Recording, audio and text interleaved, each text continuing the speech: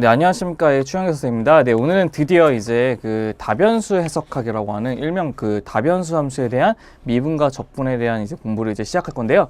이제 거기에 관해서 가장 초반에 이제 뭘 배워야 되는 거냐면 이제 다변수 함수라는 것이 뭔지를 알아야지만 거기에 관해서 이제 극한도 배울 거고 미분도 배울 거고 적분이한 것도 같이 공부하게 될 거잖아요. 그렇기 때문에 우리가 맨 처음에 이제 뭘 공부할 것이냐면 바로 다변수 함수가 무엇이라는 것을 먼저 한번 공부해 보도록 할 겁니다. 우리가 지금까지는 x하고 y치하고 되어 있는 그 2차 공간에서의 함수만 정의를 했잖아요. 그러면 이제 우리가 뭐부터 공부할 거냐? 3차 이상으로 구성되어 있는 함수를 우리가 다변수 함수라고 얘기하거든요. 그래서 맨 처음에는 걔네들의 맨 처음에 이변수로 있는 거, 일명 3차, 3D로 되어 있는 그 함수를 먼저 한번 정의해 보도록 합시다. 네, 일반적으로 얘기하는 그 이변수 함수라는 것은 무엇이냐면요. 우리가 함수라고 하는 것은 우리가 일반적으로 알고 있는 함수는 y는 fx라고 해서 y하고 x라고 하는 변수 두 개가 있죠. 그래서 독립변수라고 하는 자기 스스로 변하는 x값, 그 다음에 그 x의 값에 의해서 바뀌게 되는 종속변수인 y값 두 개로 구성되는 것을 우리가 알고 있는 일변수 함수라고 얘기하는데, 이변수 함수라는 것은 그 x의 값 안에, fx의 값 안에 x하고 y라는 값에 대한 두 개의 변수로 구성되어 있는 함수를 이변수 함수라고 얘기합니다. 그래서 걔네들의 그 정의역, 그 한마디로 그 f라고 하는 것 자체를 이제 뭘로 되어 있는 거죠? x하고 y에 관한 순서상으로 되어 있는 게 당연히 우리가 알고 있는 이변수 함수의 정의역이 되겠죠. 한마디로 x값, y값 둘 다 고루고루 갖춰 있는 것을 얘기하는 거죠. 그 다음에 걔네들 찍혀져 있는 f의 x, y라는 값을 우리가 치역이라고 얘기합니다. 그 다음에 우리가 일반적으로 걔네들의 함수의 식을 표현할 때는 z의 값은 f의 x, y라고 표시하고, 그 다음에 걔네들 x, y의 값에 의해서 f가 x, y에서 취하는 값들을 이런 식으로 표시한다는 것을 확인해 보시면 좋을 것 같고요. 그럼 지네들 스스로 변하는 x하고 y 값을 우리가 독립변수라고 얘기하고요. 인디펜던트 베리어블. 그 다음에 z라고 하는 것은 x, y에 따라 변해지는 값이기 때문에 종속변수라고 나타낼 수 있다는 것도 확인할 수 있다는 거죠. 그러니까 우리가 얘네들이 바로 우리가 일명 x하고 y에 관한 두 개의 변수로 되어 있는 함수를 이변수 함수라는 것도 확인하시면 좋을 것 같습니다. 그럼 걔네를 가지고 첫 번째 이제 뭘 구할 거냐면요. 그 함수의 정의역을 찾고요. f의 3,2의 값을 구하는 게 우리 목적이 될 것입니다. 우리 한번 보시면요. 우리 얘네들의 정의역을 구하려고 봤더니 우리 모든 루트의 안에 있는 값은 항상 무슨 값이 나오는 거죠? 양수값 나와요. 왜냐면 루트 안의 값이 음수가 나오게 되면 복소수 값이 나오기 때문에 그 값은 존재하지 않는 값이 돼요. 거기에다가 분모의 값이 뭐가 될 수가 없는 거죠? 0이 될 수 없는 거죠. 그렇기 때문에 우리는 걔네들의 도메인이라고 하는 정의역 값은 이런 식으로 정할 수 있으셔야 돼요. 어떻게 정하냐면 걔네의 도메인의 값은 일명 x하고 y가 나타내는 값이 되는 거죠. 그래서 우리는 x, y의 값으로 정해져 있는 값을 우리가 도메인에 나타내고, 그 도메인 값은 그리고 근호 안에 있는 x하고 y 플러스 1의 값은 항상 양의 값을 갖고요.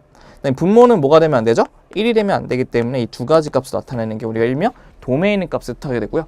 두 번째 값은 이제 뭐가 되냐? f의 3,2를 구하는 거네.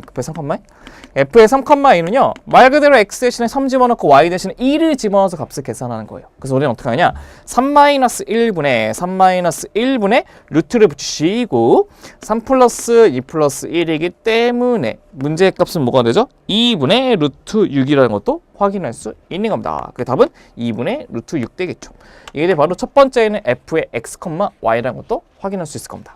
이 두 번째는 이제 어떤 것이냐? f의 x, y 값인데 그 값이 약간 골치 아프게 생겼죠. x의 nn의 y제곱 마이너스 x의 값을 주게 된다는데, 맨 처음에 얘네들의 도메인 값은 어떻게 구할 것이냐면 이겁니다. 도메인 값은 우리가 루트라고 하는 것의 진수, 일명 여기 안에 있는 것이 진수라고 하는 건데 nn의 그러니까 로그의 그 뒤에 딸려 있는 것을 진수라고 해요. 근데 한번 로그 까먹은 친구들을 위해서 한번 정리를 한번 해드릴게요. 우리가 일명 얘기하는 로그라고 하는 것은 a하고 x의 값으로 구성이 돼요.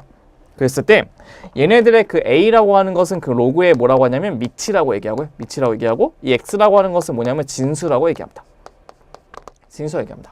그럼 걔네들이 로그가 만들기 위한 그 정의가 있어요. 로그의 정의라는 게 있는데 그 정의는 크게 세 가지가 있습니다. 맨 처음에 밑은 뭐가 되면 안 되냐면 1이 되면 안 되고요. 두 번째는 밑은 양수가 돼야 됩니다. 그다음 세 번째는 진수라는 것 자체도 양수가 돼야 되는 것도 확인하셔야 되는 게 우리가 알고 있는 로그의 정의가 되신 겁니다. 근데 얘네들 봤더니 ln이라는 것은 밑이 익스포넨셜이며 2.718 어쩌고 나부랭이라고 하는 숫자이기 때문에 양수면서 1이 아닌 것을 이미 밝혀졌기 때문에 우리가 밝혀야 될 것은 진수의 값이 양수라는 것만 확인하시면 되는 거죠. 첫 번째는 걔네들의 도메인 값을 구하려고 봤더니 도메인 값은 여기는 진수 값이 양수만 되면 되기 때문에 걔네들의 x, y라고 한다는 것은 어떻게 하냐? y제곱 마이너스 x 값이 0보다 크거나 같은 값이 우리가 원하는 도메인 값이 된다는 것도 확인할 수가 있는 겁니다. 여기 괜찮죠? 두 번째는 이제 뭐 구할 거냐면 f의 3,2의 값 구하는 거죠. f의 3,2.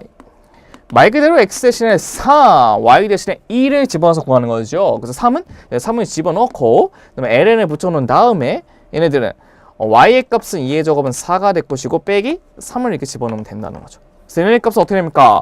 ln의 1의 값, 로그 1의 값은 0이기 때문에 이 값은 0이 된다는 것도 확인할 수가 있는 겁니다. 그래서 이렇게 2번의 시 f의 3,2까지 우리가 손쉽게 구할 수 있다는 것도 확인할 수가 있겠죠.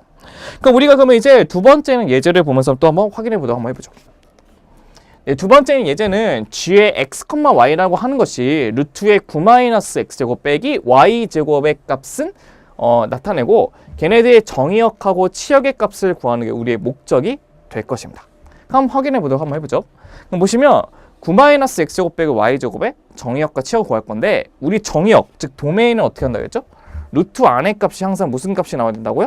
양수 값이 나와야 되는 거예요. 그래서 얘네들은 루트에 어떻게 되죠? 9-x의 제곱 빼기 y의 제곱이라는 건데 그 안에 있는 값이 뭐가 된다고요? 양수가 되는 것이 우리가 원하는 도메인 값의 정의가 되는 거예요. 그래서 맨 처음에 여기서 1번에 그 도메인 D라고 하는 것은 우리가 어떻게 정할 것이냐?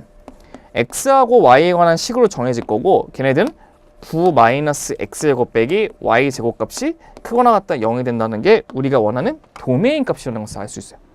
두 번째, 치역이라고 하는 그 레인지 값, 즉 y 값이라는 것을 어떻게 정할 거냐? 그 레인지 값이라고 하는 그 y 값은 우리가 치역은 얘네들이 는 z라고 하는 z의 값을 의미하거든요. 근데 우리가 루트의 값은 항상 0보다 크거나 같은 양의 값이기 때문에 우리는 치역은 이렇게 나타낼 수 있는 거죠. z의 값은 z라고 하는 것은 루트의 9- x제곱 빼기 y제곱이라는 것을 알 수 있고 당연히 중요한 거는 x하고 y에 관한 식은 어디에 있다고요? 도메인 값에 있다는 것이 바로 우리가 치역의 정의가 된다는 겁니다. 얘네들이 바로 우리가 원하는 그 두 번째 문제에 대한 정의역과 치역을 나타내는 식이 된다는 거죠. 그럼 당연히 우리가 그럼 어떻게 쓸 수 있겠어요? 당연히 얘네들은 얘네들이 아무리 작아봤자 0이죠. 0이기 때문에 이렇게 쓸 수 있어요. 얘네들 이 범위에 의해서 이걸 알 수 있는데 당연히 제곱값이 때문에 0보다 크다는 것을 알 수 있죠. 그러면 우리의 z값은 어디하고 어디 사이에 있는 거죠? 9를 집어넣게 하면 9에서 9 빼면 0 될 거고 그다음에 0을 집어넣게 하면 9에서 0 빼면 3 되죠. 그럼 3이라는 것을 알 수 있기 때문에 그 레인지 값은 다시 쓰게 되면 이게 써도 상관없는 겁니다. z의 값은 0부터 z가 어디까지? 3까지 된다는 것도 확인할 수가 있는 겁니다. 이렇게 표시해도 우리가 원하는 치역의 값을 정확하게 표현할 수도 있다는 거죠.